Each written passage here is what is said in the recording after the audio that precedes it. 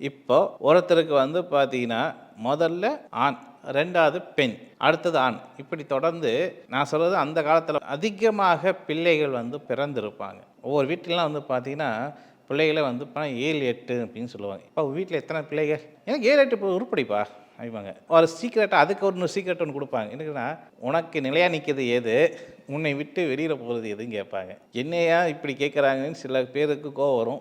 ஏன் இப்ப இந்த வீடியோ பார்க்கக்கூடிய சில பேர் கூடயும் நினைக்கலாம். ஆனா அது என்னன்னு கேட்டீங்கன்னா, உனக்கு நிக்கிறது எது அப்படின்னா ஆண் குழந்தைகள். உன்னை விட்டு வெளியேறுறது யாரு அப்படின்னா பெண் குழந்தைகள். ஏன்னா பெண் குழந்தைகளுக்கு 2 இடம் உண்டு அப்படின்னு சொல்லுவாங்க. ஒண்ணு பிறந்த இடம், இன்னொன்னு புகுந்த இடம். அப்போ பெண் குழந்தை பிறந்திருந்தாலும், அவருக்கு சில காலங்கள் மட்டும் தான் அந்த பெண் குழந்தை தன்னுடைய வீட்ல நல்ல அந்த ஒரு ராஜ்யம் அப்படின்னு சொல்லுவாங்க.